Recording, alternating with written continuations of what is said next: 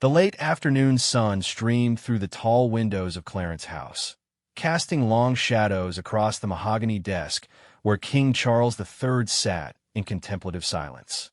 His weathered hands, marked by decades of royal duty, trembled slightly as he held a faded photograph.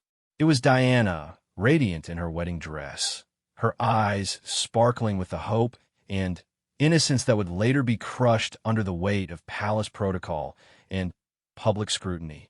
For nearly 3 decades, Charles had carried the burden of unspoken words, buried beneath layers of royal propriety and constitutional obligation. The world had painted him as the villain in one of the most tragic love stories of the modern era, while he remained silent, bound by duty and perhaps by his own inability to confront the painful truth of what had transpired between them. But age had brought with it a different perspective. At 75, with his own mortality becoming increasingly apparent, especially after his recent cancer diagnosis, Charles found himself unable to carry these secrets any longer. The weight of regret had become unbearable, and the voice of his conscience, long suppressed by royal training, was finally demanding to be heard. The decision to break his silence had not come easily. For months, he had wrestled with the implications. What would it mean for the monarchy? For his sons, William and Harry, who had already suffered enough from their parents' fractured relationship? For Camilla, who had stood by him through decades of public vilification? And, perhaps most importantly, what would Diana think if she were still alive? That morning, Charles had awakened from another restless night filled with dreams of Diana. In these nocturnal visions, she appeared as she had been in their early days together, young and full of life before the palace machinery had begun its slow, inexorable process of transformation that would ultimately destroy the woman she might have been. In his dream, she had looked at him with those piercing blue eyes and asked the question that had haunted him for 27 years. Why didn't you fight for us, Charles? Why didn't you fight for me? The king rose from his desk and walked to the window, gazing out at the London skyline that Diana had once called home. He could almost see her ghost walking through the streets, visiting hospitals, hugging children with AIDS when the world feared even touching them, challenging the establishment with her warmth and humanity. She had possessed something he had been trained out of from birth, the ability to connect with people on a purely human level. His private secretary, Sir Clive Alderton, had warned him against this course of action. "Your Majesty," he had said during their meeting the previous week, "the public perception of the monarchy has finally stabilized. Prince William and Princess Catherine have helped restore confidence in the institution. Is it wise to reopen old wounds?" But Charles had made up his mind. The conversation with his eldest son, William, had been perhaps the most difficult of his life. The Prince of Wales had listened in stunned silence as his father explained his intentions, his face cycling through emotions of surprise, concern, and, ultimately, understanding. "I know this might seem selfish," Charles had told his son, "but I cannot take these regrets to my grave. Your mother deserved better from me, and the world deserves to know the truth about what really happened between us." William had been quiet for a long time before responding. She would have wanted honesty, wouldn't she? Mummy always said that truth was more important than comfort. His voice had cracked slightly when he mentioned his mother, and Charles had seen in that moment how much his son still missed her, how much they all did. The decision to speak publicly about Diana had been crystallizing in Charles's mind for years, but it was accelerated by several recent events. Harry's memoir and subsequent interviews had painted a picture of a cold, distant father figure, unable to show emotion or acknowledge his mistakes. While Charles understood his younger son's pain and anger, the portrayal stung because it contained enough truth to be devastating. Moreover, the recent release of confidential documents and testimonies from former palace staff had begun to reveal the toxic environment that had surrounded Diana during her marriage to Charles. Stories of isolation, manipulation, and institutional indifference were emerging, painting a picture of a young woman who had been failed not just by her husband, but by the entire royal system. Charles thought back to their wedding day in 1981. He had been 32. She just 20. The age difference, which had seemed insignificant at the time, now appeared almost criminal in its implications. Diana had been little more than a child, thrust into a world for which she was completely unprepared, while he had been a man already set in his ways, already in love with another woman, already compromised by the expectations placed upon him. The irony was not lost on him that he was now the same age his mother had been when she died, and that Diana would forever remain young in the public consciousness, frozen in time at 36. He had lived nearly 4 decades beyond their divorce, for decades in which he could have set the record straight, could have acknowledged his failures, could have honored her memory in a way that went beyond official statements and carefully worded tributes.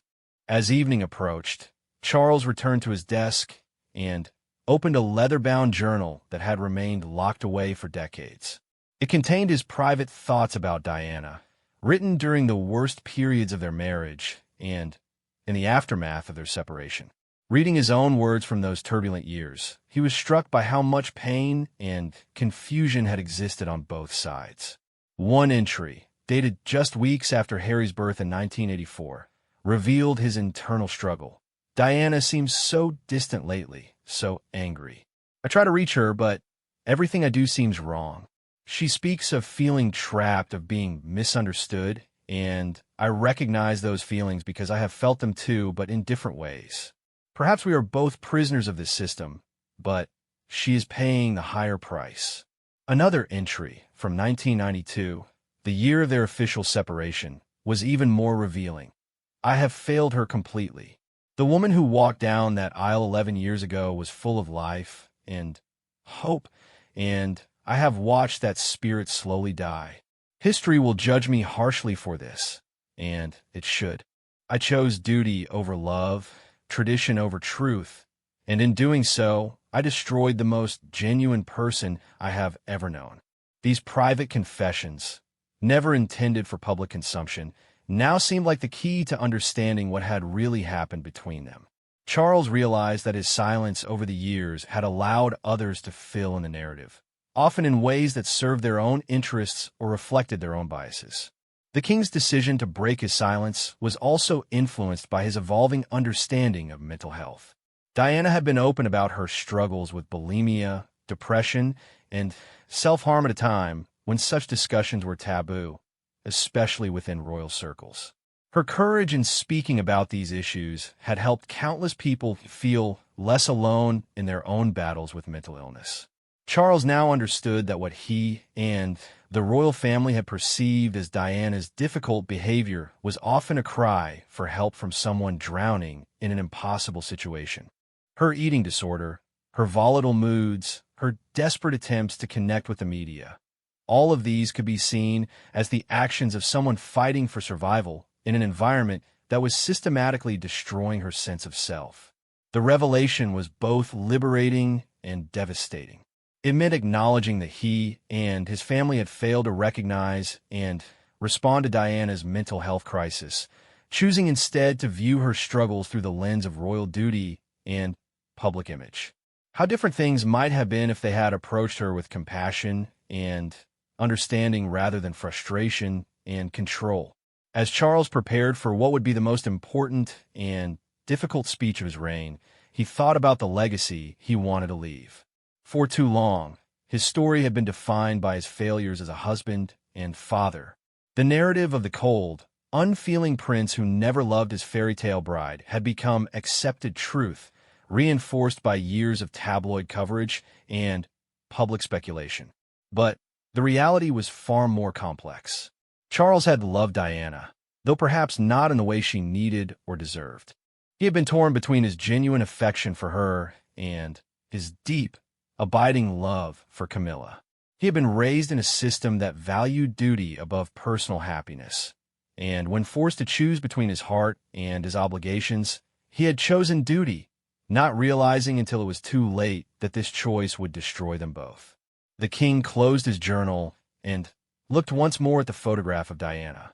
Tomorrow, he would begin the process of telling their story from his perspective, not to excuse his actions or seek absolution, but to honor her memory by finally telling the truth. It was, he realized, the last gift he could give her, the acknowledgement she had always sought that their love, however flawed and ultimately doomed, had been real.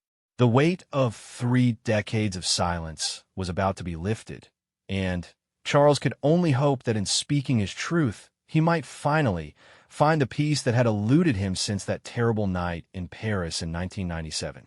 Diana deserved to have her story told honestly, completely, and with the respect that had been denied her in life. Tomorrow, that process would finally begin. The morning of the recording arrived gray and drizzly, as if London itself were weeping for the painful truths about to be revealed. Charles had chosen to conduct the interview at Highgrove, his beloved Gloucestershire estate where he and Diana had once shared some of their happiest moments. The irony of the location was not lost on him. It was here, among the organic gardens he had lovingly cultivated, that he would finally plant the seeds of truth about their relationship. The veteran broadcaster Jonathan Dimbleby, who had conducted Charles's previous major interview in 1994, arrived early to set up the equipment. The two men had maintained a respectful relationship over the years, and Charles trusted Dimbleby to handle this delicate subject with the gravity it deserved. Unlike the confrontational interviews that had become commonplace in modern media, this would be a conversation between two men who understood the weight of history. As Charles prepared for the interview, his mind drifted back to the early days of his marriage to Diana. The public had seen only the fairy tale, the shy kindergarten teacher who had captured the heart of the future king. But behind the palace walls, a different story had been unfolding, one of miscommunication, mismatched expectations, and mounting pressure from a media hungry for every intimate detail of their lives. I think the public deserves to understand. Charles began when the camera started rolling, his voice slightly hoarse with emotion, that what happened between Diana and me was not simply a story of a cold husband and a wronged wife. It was the story of two people who loved each other but were ultimately incompatible, placed in an impossible situation by circumstances largely beyond our control. The king paused, collecting his thoughts. For months, he had rehearsed what he might say. But now, faced with the reality of speaking these truths aloud, the words felt inadequate to capture the complexity of what had transpired.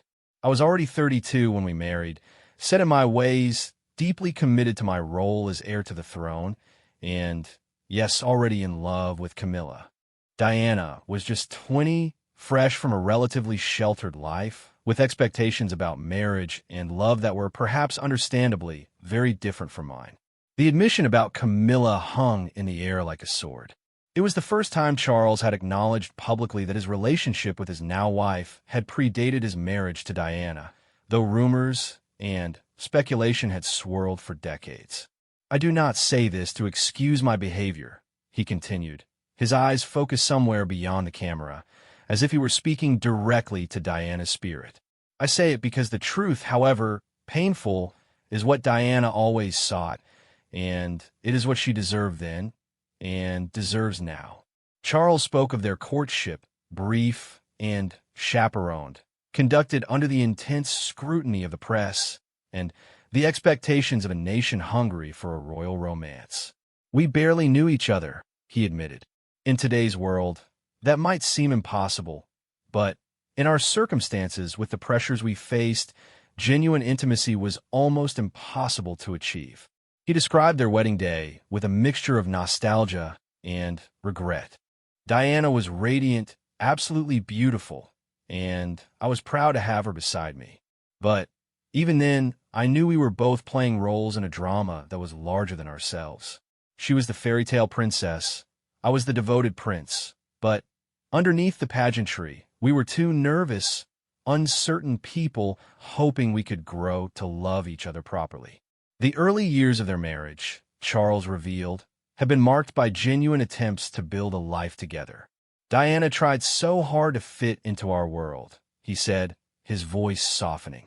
She threw herself into royal duties with an enthusiasm that both impressed and, I must admit, sometimes intimidated those of us who had been doing it for decades. Her natural warmth and Empathy connected with people in ways that I frankly envied. But the pressures began to mount almost immediately. The media attention was unlike anything the royal family had experienced before. Diana's every outfit, every expression, every public appearance was dissected and analyzed. For someone who had lived a relatively private life, the constant scrutiny was overwhelming. I think I underestimated how difficult it would be for her, Charles admitted. I had been born into this life, raised to accept that privacy was a luxury I could rarely afford. But Diana had chosen this life, and the reality of what that meant was far harsher than either of us had anticipated.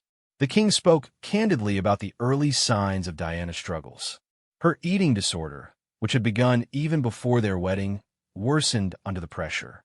I'm ashamed to say that I didn't understand what was happening to her. In my family, we were taught to endure difficulties privately, to carry on regardless of personal struggles.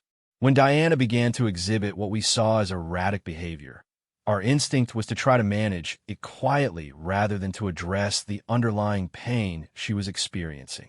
The birth of William in 1982 had brought them together temporarily, Charles recalled. Diana was a natural mother, intuitive and loving in ways that came less easily to me. Watching her with our son, I saw glimpses of the woman I had fallen in love with, the woman who could have been happy if circumstances had been different. But even this joy was complicated by the intense public interest in their family life. Every outing with William became a media event. Diana wanted to be a normal mother, to take her child to the park or to a shop without photographers following. But normal was something we could never be. The arrival of Harry in 1984 marked a turning point in their marriage, though not in the direction either had hoped. By then, the cracks in our relationship had become chasms, Charles said quietly. Diana felt increasingly isolated and unsupported. She spoke often of feeling trapped, of wanting to escape not just our marriage, but the entire royal system. Charles described the painful reality of their growing estrangement with brutal honesty. We began to live parallel lives, fulfilling our public duties together while becoming strangers in private. Diana's needs for emotional intimacy and support were needs I was ill-equipped to meet, having been raised in an environment where such expressions were discouraged. The king acknowledged that during this period, his relationship with Camilla had resumed. "I will not pretend otherwise," he said, meeting the camera's gaze directly. "As my marriage to Diana deteriorated, I sought comfort elsewhere. This was wrong, and I have lived with the guilt of that betrayal for 30 years. Diana deserved better from me, deserved a husband who could give her the love and support she needed." But Charles also spoke of Diana's own struggles during this period, describing a woman who was battling not just the breakdown of her marriage, but also severe mental health issues that were poorly understood at the time. Diana was crying out for help in the only ways she knew how. Her relationships with other men, her increasingly erratic public statements, her battles with the media, these were all symptoms of someone who was drowning and didn't know how to save herself. The king revealed details that had never been public before about attempts to save their marriage. "We did try counseling, though it was conducted very discreetly. Diana wanted us to be more open about our problems, to seek help publicly if necessary. But the institutional pressure to maintain the facade of a perfect royal marriage was enormous." He spoke of late-night arguments that would echo through the halls of Kensington Palace, of Diana's tears, and his own frustration at being unable to bridge the gap between them. "There were moments when I thought we might find our way back to each other," he said. "Diana was still the mother of my children, still the woman who could light up a room with her smile. But the damage had been done, the trust had been broken, and neither of us knew how to repair it. The decision to separate formally in 1992 was," Charles said, "both inevitable and devastating. By then, we were causing each other more pain than joy. Diana felt suffocated by royal life, and I felt inadequate in the face of her needs. We both deserved the chance to find happiness, even if it couldn't be with each other. But the separation brought its own challenges. The media coverage became even more intense. with every public appearance scrutinized for signs of the couple's feelings toward each other. Diana and I try to maintain dignity and respect for each other publicly, but privately, we were both struggling with feelings of failure and regret. Charles spoke of his admiration for Diana's work during this period, her increasing involvement with charitable causes, and her willingness to challenge royal protocol. She found her voice during those years, became the humanitarian I always knew she could be. Her work with AIDS patients, with landmine victims, with anyone who was suffering, it showed the world who Diana really was beneath all the media speculation. But even as he praised her achievements, Charles acknowledged the ongoing tension between them. We were no longer husband and wife, but we were still the parents of two young boys who needed stability and love. Sometimes we managed that well, sometimes we didn't. The pressure of maintaining a co-parenting relationship under such intense public scrutiny was exhausting for both of us. As the first part of the interview concluded, Charles looked directly into the camera with an expression of profound sadness. I want the world to understand that Diana was not just a victim of our failed marriage or of the royal system. She was a complex, brilliant, troubled, loving woman who deserved happiness. My greatest regret is that I was unable to give her that happiness when she needed it most. The weight of these admissions settled over the room like a heavy blanket. For the first time in decades, Charles had spoken honestly about the reality of his marriage to Diana, acknowledging his failures while also revealing the complexity of their situation.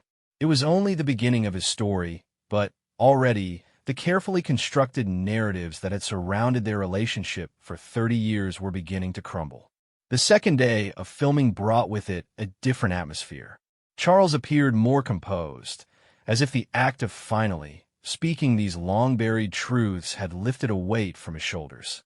But as the conversation turned to the period leading up to Diana's death, his demeanor grew somber, and the pain in his eyes became unmistakable.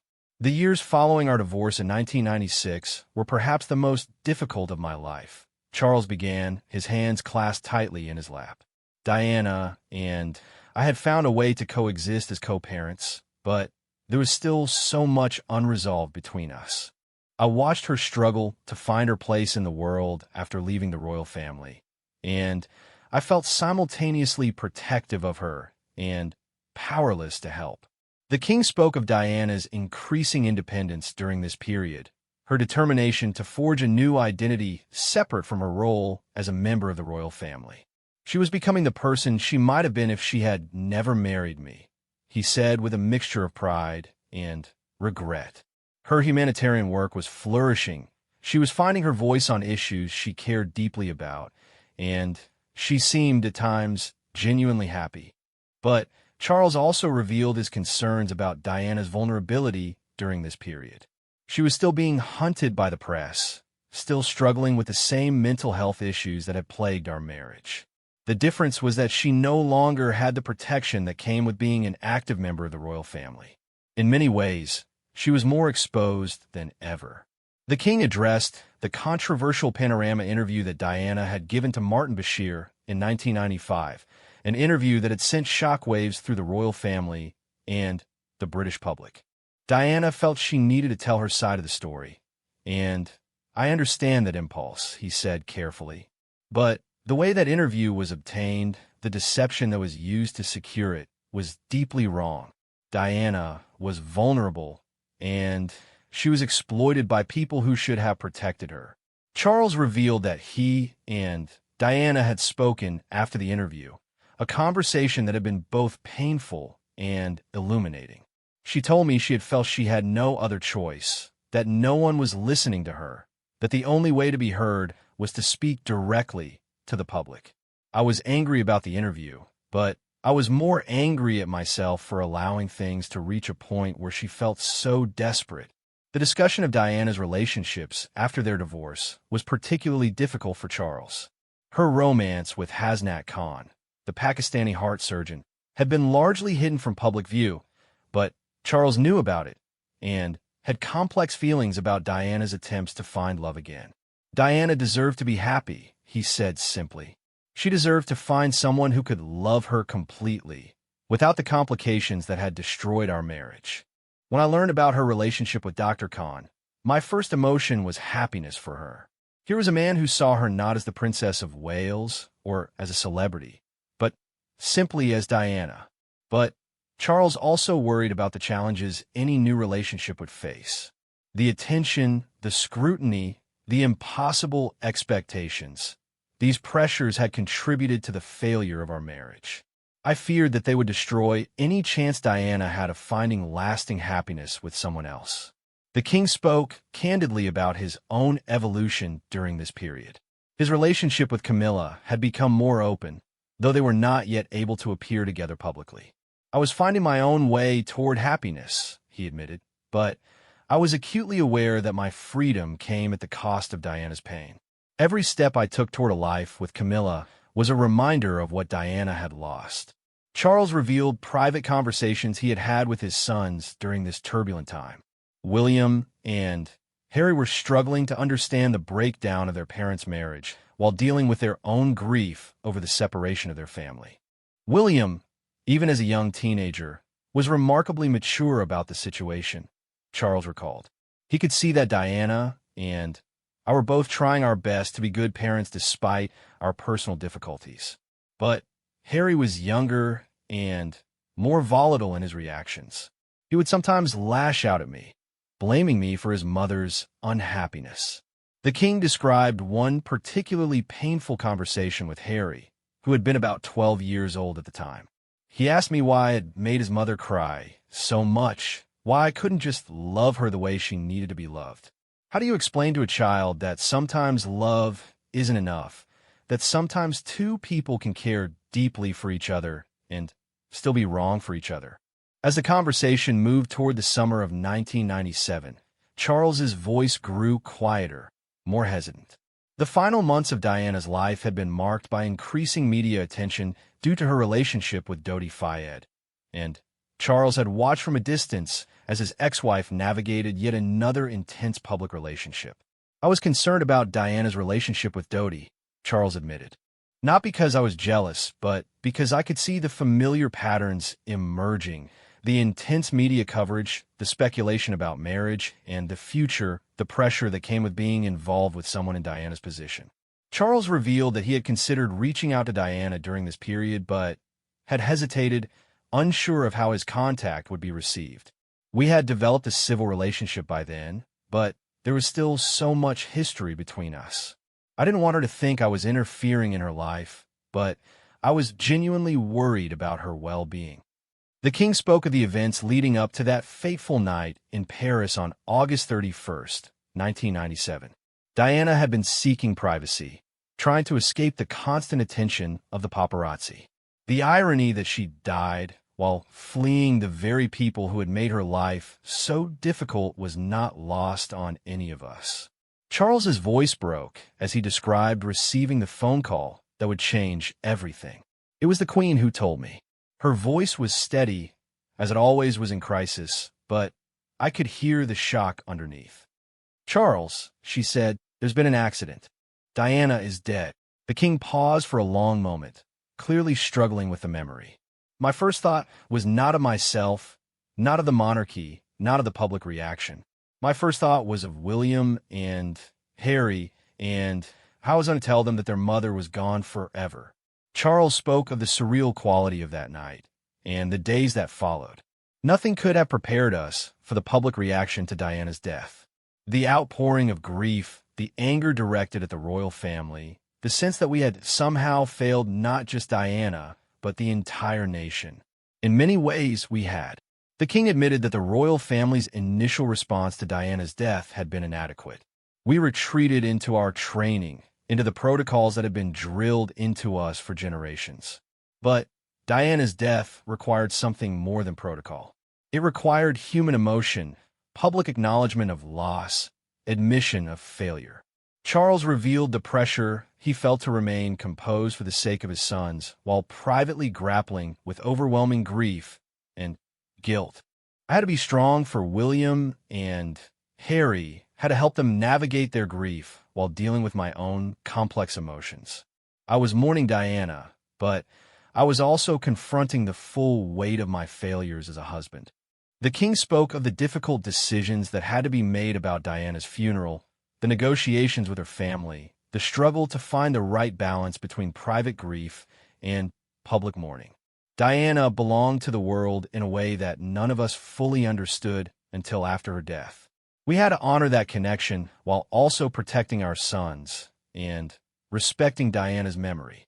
Charles revealed his regret about not being more present during Diana's final years. I kept my distance because I thought it was what she wanted, what we both needed.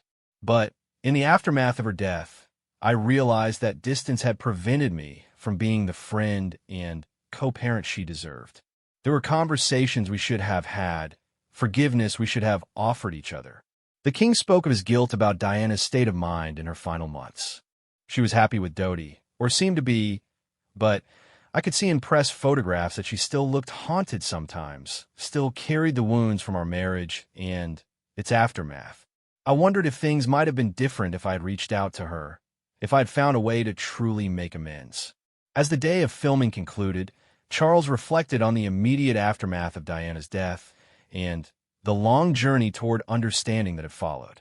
Her death forced me to confront truths about myself and our marriage that I had been avoiding for years. It also showed me the depth of love she had inspired in people around the world, love that I had failed to give her when she needed it most.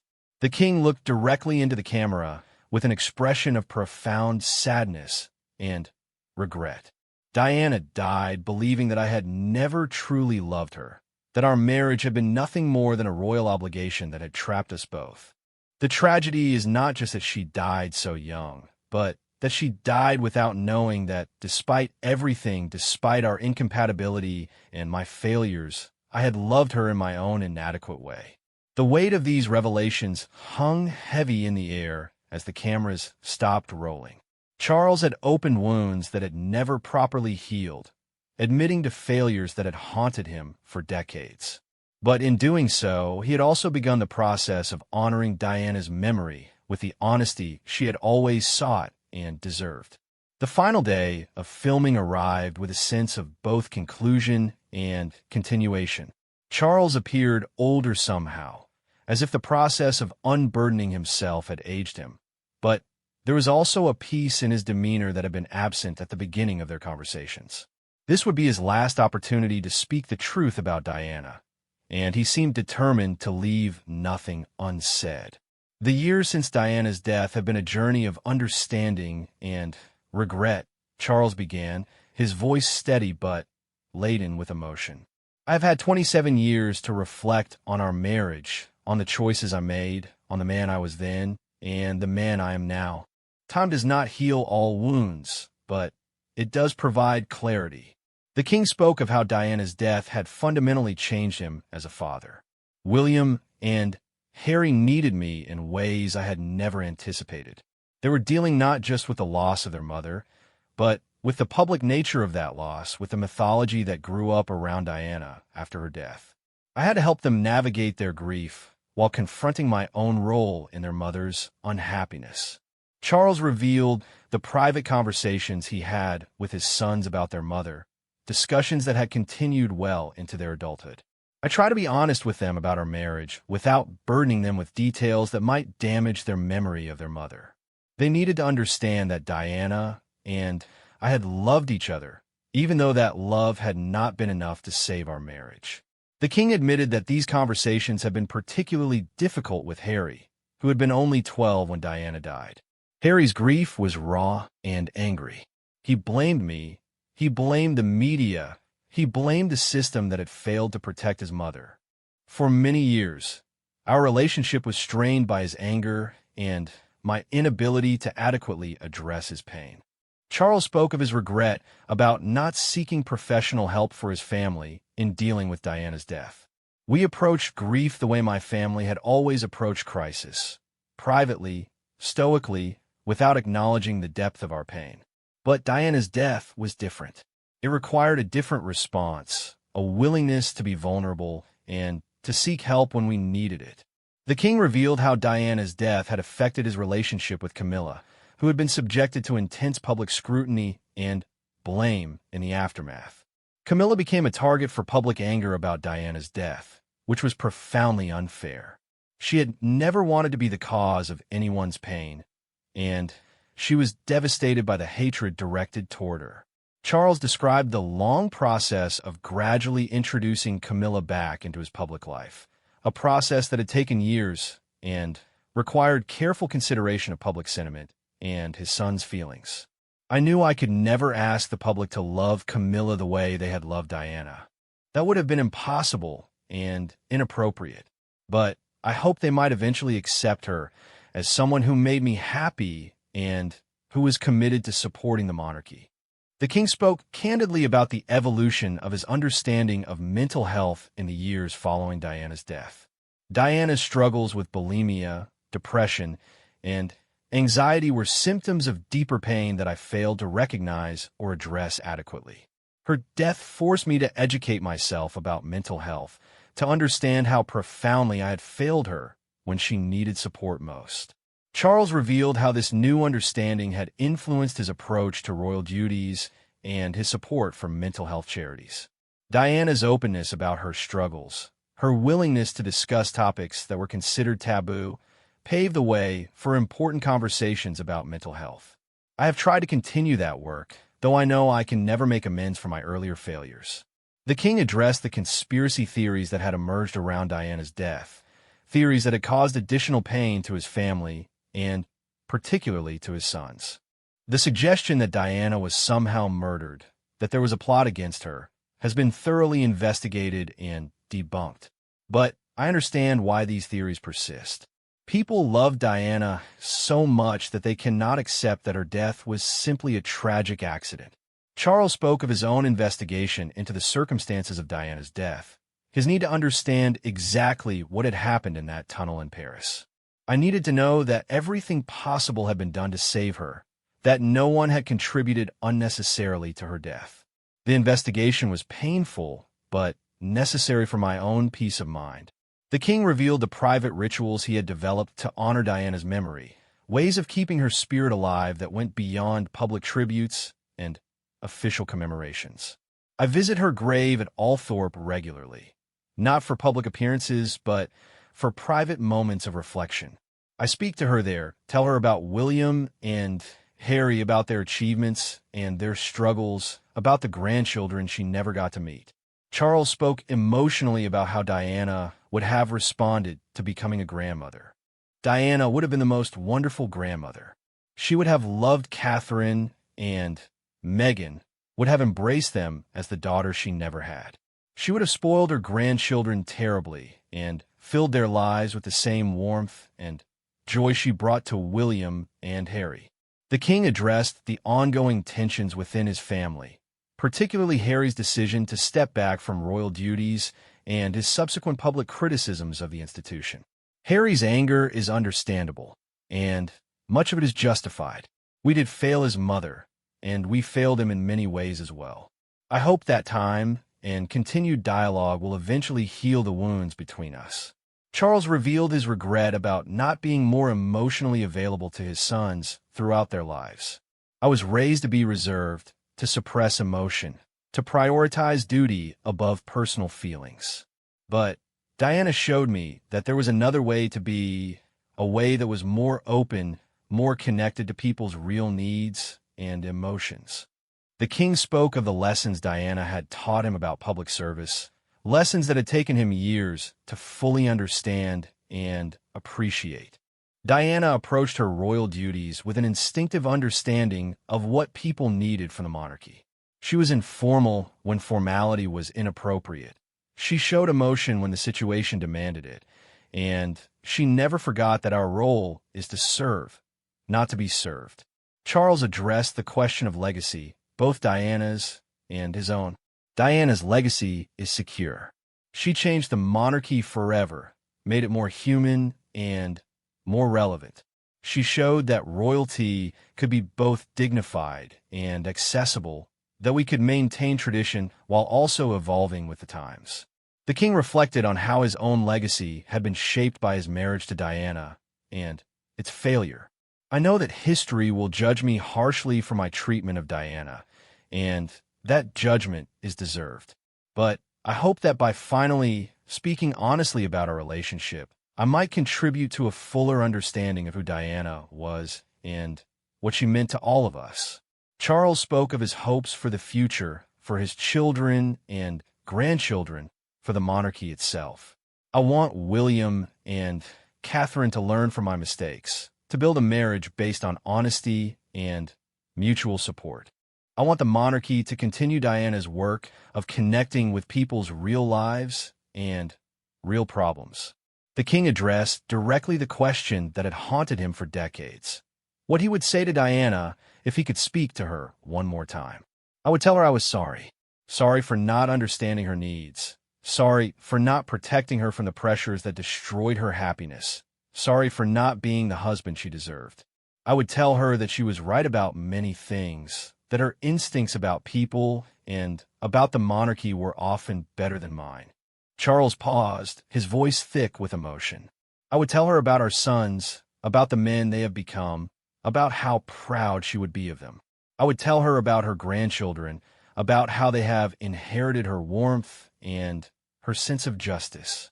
And I would tell her that despite everything, despite our failures and our incompatibility, she was loved by me, by our sons, and by millions of people around the world. As the interview drew to a close, Charles reflected on the decision to finally speak publicly about these private matters. Some will say this interview is too little, too late. They are probably right. I should have found the courage to speak these truths years ago, when Diana was alive to hear them. But I hope that by speaking now, I might honor her memory and provide some measure of closure for those who loved her. The king looked directly into the camera for the final time, his eyes glistening with unshed tears. Diana, the people's princess, was an extraordinary woman who deserved an extraordinary love. I was not able to give her that love in the way she needed it, and that will always be my greatest regret. But I want the world to know that she was cherished, that her sons carry her spirit forward every day, and that her legacy of compassion and service continues to inspire all of us. As the cameras stopped rolling for the final time, Charles sat in silence for a long moment. The story he had carried for 30 years had finally been told, not completely perhaps, but honestly. The weight of those secrets was gone, replaced by the certainty that Diana's memory had been honored with the truth she had always sought. It was not redemption. Some failures could not be redeemed, but it was at last honesty. And for a man who had spent his life bound by duty and protocol, that honesty felt like the most authentic thing he had ever done.